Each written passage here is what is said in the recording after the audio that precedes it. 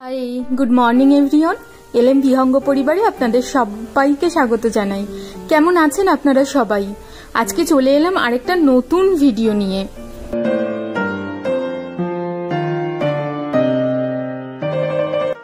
এখন বাজে সকাল 7:40। আমাদের এখানে আজকে থেকে মেঘ করছে।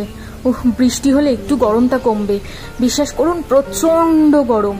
বাড়ির দিকেও তো শুনছি ভীষণ গরম। একটু বৃষ্টি হলে পৃথিবীও শান্তি পাবে, আমরাও একটু শান্তি পাবো।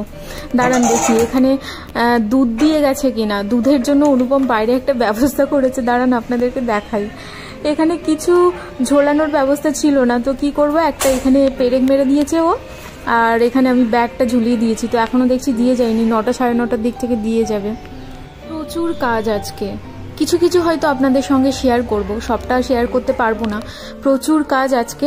অনুপমের আজকে থেকে ডে পড়েছে, আজকে সোমবার, তো আজকে থেকে ডে পড়েছে। এই 1 মাস পরও ডে পড়লো, তো আমিও একটু শান্তি পেয়েছি। দাঁড়ান, দিয়ে গেছে দুধটা, নিয়ে চলে যাই। আমি ব্যাগটাও খুলে নিয়ে চলে যাই, না হলে আবার কোথায় টিকটিকি বাসা বাঁধবে ওর মধ্যে। এই যে এই কৌটোগুলো কালকে না ডিমার্ট থেকে নিয়ে এসেছি। 5টা কৌটো ছিল, তো একটা পরিষ্কার করে ধুয়ে তাতে খাবার দাবার রেখেছি, আর এইগুলো এখনো পরিষ্কার করা হয়নি। তো এইবার এইগুলো পরিষ্কার করব। বেশ ভালো হয়েছে না? প্লাস্টিক কিনতে চাই না, কিন্তু জানেন তো স্টিলের একদমই ভালো পাইনি, সেই কারণে এগুলো নিতে বাধ্য হলাম। কাল রাতে ফ্রিজটাকে ডিফ্রস্ট করতে দিয়েছিলাম, তো এই যে জল জমে গেছে দেখুন, এটাকে এখন খুলতে হবে। খুলে এটা তারপর ফেলবো। তো এই কাজগুলো সমস্ত কিছুই আমাকে করতে হয়, কারণ অনুপম তো বাড়িতেই থাকে না। এই কাজগুলো কখন করবে বলুন? কিছু কিছু মানুষ, আমি এই কথাগুলো আসলে ভিডিওতে শেয়ার করতে চাই না, বাট আজকে বলছি। কিছু কিছু মানুষ মাঝে মাঝেই আমাকে জিজ্ঞেস করে যে আরে তোর তো সময় কাটে না, মানে তারা জিজ্ঞেস করে না যে আমি কিভাবে সময় কাটাই বা কিছু, তারা একদম বলেই দেয় যে আরে তোর তো সময় কাটে না, একা একা থাকিস, কি করিস? না, আমার সময় সত্যিই দৌড়ায়। মানে আমি সময় পাই না। আমার মনে হয় যে 24 ঘন্টায় দিন না হয়ে 30 ঘন্টায় দিন হলে বোধহয় আমার ভালো হতো। কেউ কেউ তো আবার এরকমও বলে দেয় যে আরে শহরে থাকিস, কিসের আবার কাজ, কোনো কাজই তো নেই। তো মাঝে মাঝে না তাদেরকে বলতে ইচ্ছে করে যে আমার কিছু কাজ অন্তত তোমরা করে দিয়ে যাও, তারপর এই কথাগুলো বললে আমি শুনবো।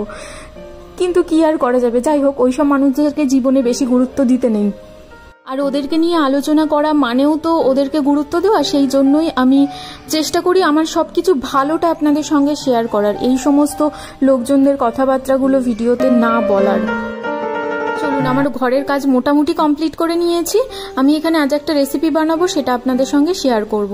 আগের দিন রাত্রে আমি ছোলার ডাল ভিজিয়ে রেখেছিলাম, সেটাকেই এখানে একটুখানি লবণ আর 2টো কাঁচা লঙ্কা দিয়ে বেটে নেব। আমি আসলে ভাবছিলাম যে ঝিঙের যেহেতু পোস্ত হয়, আলুর পোস্ত হয়, তাহলে লাউয়ের পোস্ত কেন হবে না? তো সেটাই আমি ট্রাই করব ভাবছিলাম। আমি জানেন তো ভাবলাম যে এইটা বোধহয় কেউই খায়নি। ও মা, তারপর ইউটিউবে সার্চ করে দেখি এটা তো একটা ফেমাস রেসিপি, তাও আবার ঠাকুরবাড়ির রেসিপি। তবে আমি রেসিপির ডিটেলস দেখিনি, আমি আমার মতো করে ট্রাই করছি। তো এখানে আমি বেটে নিয়েছি সমস্ত ডালটা, এখানে নিয়ে নিলাম। নিয়ে এর মধ্যে আমি 2 চামচ জল মেশাবো, কারণ ছোলার ডালটা ভীষণ আঠা আঠা হয়, সেই কারণে আমি 2 চামচ জল মেশাবো। মিশিয়ে খুব ভালো করে এই মিক্সারটার সঙ্গে মিশিয়ে নেব। ওদিকে কড়া বসিয়ে দিয়েছি, কড়াইটা গরম হতে থাক, ততক্ষণে আমি এখানে লাউটা কেটে নেব। বাড়ির দিকের সেই যে বড় বড় গোল লাউ বা একটু ডিম্বাকৃতির যে লাউ, ওই লাউগুলো না আমি খুব মিস করি। এখানে তো এইগুলোই পাওয়া যায়, এই লম্বা লম্বা। আমি খোসাটা একটু মোটা মোটা করেই কাটছি, কারণ এই খোসাটার দিয়ে আবার আলাদা একটা রেসিপি হবে, যদিও এটা আজকে রেখে দেবো ফ্রিজে। যখন কিছু বানাবো সেটা আপনাদের সঙ্গে শেয়ার করবো। এটা দিয়ে অনেক রেসিপি হয় লাউয়ের খোসা দিয়ে। যাই হোক, আমি এরকম একটু বড় বড় করে কেটে নিচ্ছি এটাকে। লাউটা খুবই কচি, আমি কেনার সময় দেখেই নিয়েছিলাম, তো খুবই কচি, সেই কারণে একটু বড় বড় রাখছি যাতে একদম গলে না যায়। এখানে কড়াই গরম হয়ে গেছে, কড়াইয়ের মধ্যে এবারে তেল দিয়ে দেব। এটা না অ্যালুমিনিয়ামের কড়াই।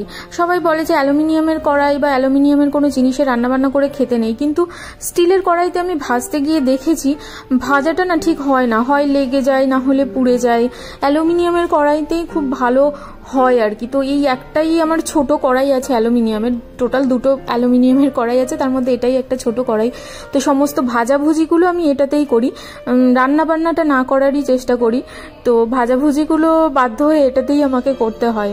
তো আমি এখানে সমস্ত বড়াগুলো দিয়ে দিলাম, দিয়ে এবার এক পিঠ ভাজা হয়ে গেছে, আমি আরেক পিঠ সমস্তটা এখানে উল্টে দেবো, দিয়ে এপিঠ ওপিঠ খুব ভালো করে সুন্দর করে ভেজে তুলে নেব। আপনারা চাইলে এই বড়াটা স্ন্যাক্স হিসেবে খেতে পারেন, 1 কাপ চা আর সাথে বড়া বা মুড়ি দিয়েও খেতে পারেন। আমি যেহেতু নিরামিষ বানাচ্ছি তাই এখানে শুধু কাঁচা লঙ্কা আর লবণ দিয়েছি। আপনারা যদি এটাতে একটু রসুন দিয়ে দেন তাহলে আরও ভালো টেস্ট আসে। তো যে মিক্সিটাতে ডাল বেটেছিলাম ওটাতেই আমি 3-4 চামচ পোস্ত নিয়ে নেব, সেটাকে 2টো কাঁচা লঙ্কা দিয়ে আমি বেটে নেব।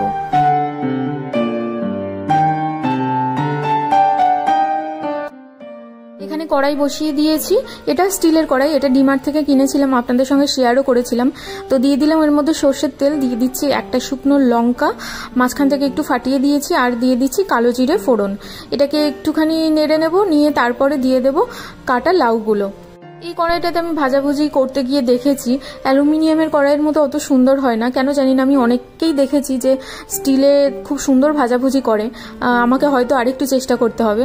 তো এখানে একটুখানি লবণ আর হলুদ দিয়ে দিলাম, আপনারা চাইলে হলুদটা নাও দিতে পারেন। খুব ভালো করে একটুখানি মিশিয়ে নেব সমস্ত কিছু, তারপরে ঢাকা দিয়ে বেশ কিছুক্ষণ রেখে দেবো।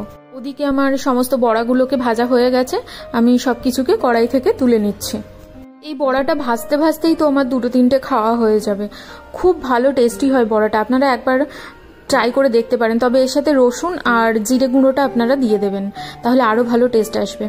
এখানে লাউটা অনেকটা নরম হয়ে গেছে, এবার আমি যে পোস্ত আর কাঁচা লঙ্কাটা বেটে রেখেছিলাম সেটা দিয়ে দিলাম, দিয়ে খুব ভালো করে মিশিয়ে নিচ্ছি। লাউটা কিন্তু একদম সেদ্ধ হয়ে গেছে, তাই আর ঢাকা দেওয়ার কোনো প্রয়োজন নেই। এখানে ওই যে পোস্তর মিক্সি, ওটা ধোয়া জলটা আমি এখানে দিয়ে দিলাম। জলটা একটু বেশি পরিমাণে দেব, কারণ বড়াতে কিন্তু প্রচুর জল টানবে, সেই কারণে আমি একটু বেশি পরিমাণে জল দিয়ে দিলাম। ফুটে উঠেছে সমস্তটা, আমি এবার এখানে বড়াগুলোকে দিয়ে দেব। সমস্ত বড়াগুলো দেওয়ার পর আমি এটাকে ঢেকে আরও 5 মিনিট মতো ফুটিয়ে নেব। খুব বেশিক্ষণ ফোটাবো না, তাহলে আবার বড়াগুলো একদম গলে যাবে আর প্রচুর জল টেনে নেবে। এতটা পোস্তর মধ্যে এত ঝোল দেখে ভয় পাওয়ার কোনো কারণ নেই। 5 মিনিট পরে এই যে দেখুন বড়াগুলো নরম হয়ে গেছে আর অনেকটা করে কিন্তু ফুলে গেছে। এইবার এখানে আমি লবণটা চেক করে নেব, একটুখানি মিষ্টি দিয়ে দেব। আমি গুড়ের পাউডার দিয়ে দিচ্ছি, আপনারা যদি চিনি দিতে চান চিনি দিতে পারেন। খুব একটা টেস্টের কিছু ডিফারেন্স আসে না গুড় বা চিনিতে এইটুকুতে। তো আমি এখানে নুন মিষ্টিটা চেক করে নিচ্ছি, আমার আরেকটু মনে হচ্ছে মিষ্টি লাগবে, তো আমি আরেকটু মিষ্টি দিয়ে দেবো। দিয়ে খুব ভালো করে এখানে নেড়ে নেব, নিয়ে দিয়ে দেবো 2টো চেরা কাঁচা লঙ্কা আর একটুখানি সর্ষের তেল দেব, দিয়ে অফ করে দিয়ে ঢেকে দেব। দুপুর হয়ে গেছে, তো খিদেও পেয়েছে ভীষণ। আজকে তো একদম দম ভরে কাজ করেছি, কত কাজ যে করতে হয়েছে, এখনো প্রচুর কাজ বাকি, সবটা ওইভাবে শেয়ার করা হয়ে ওঠে না। তো আমি এখানে ভাত নিয়ে নিচ্ছি একটুখানি শশার টুকরো কয়েকটা, আর এই যে দেখুন কতটা আঠা আঠা হয়ে গেছে দেখেছেন। আমি কিন্তু অনেকটা ঝোল বাকি থাকতেই নামিয়েছিলাম, সমস্তটা কিন্তু বড়াতে টেনে নিয়েছে, একদম মাখা মাখা হয়ে গেছে। আর বড়াগুলো দেখুন একদম নরম হয়ে গেছে। একটু লাউয়ের তরকারি, একটুখানি বড়া আর একটু কাঁচা লঙ্কা, অসম্ভব ভালো লাগছে খেতে, অসম্ভব ভালো লাগছে। আপনারা একবার বাড়িতে ট্রাই করে দেখতে পারেন। এখন বাজে ওই দুপুর 2-2:30। তো আমার খাওয়া দাওয়া হয়ে গেছে, আমি একটুখানি বসেছি বইপত্র নিয়ে। এটা আমার প্রতিদিনের অভ্যেস। তারাশঙ্কর বন্দ্যোপাধ্যায় আমার প্রিয় লেখকদের মধ্যে একজন। হাঁসুলিবাকের রূপকথা যে আমি কতবার পড়েছি বলতে পারবো না। বিশেষ করে অনার্সের 2nd ইয়ারে তো ছিল, যারা বাংলা অনার্স নিয়ে পড়েছেন তাদের 2nd ইয়ারে থাকবে এটা। তো ওটা আমি অনেকবার পড়েছি। তাছাড়া পড়েছি নাগিনী কন্যার কাহিনী, এখন আমি পড়ছি গণদেবতা। আর এই যে প্রচ্ছদটা, এটা আমার খুব ভালো লাগে। তো কখনো পরে বইটা নিয়ে আপনাদের সঙ্গে আলোচনা করব। যাই হোক, আজকের ভিডিওটাও আমি এখানেই শেষ করছি। আপনারা সবাই ভালো থাকুন, সুস্থ থাকুন। আপনাদের সঙ্গে দেখা হবে আবার পরের কোনো একটা ভিডিওতে।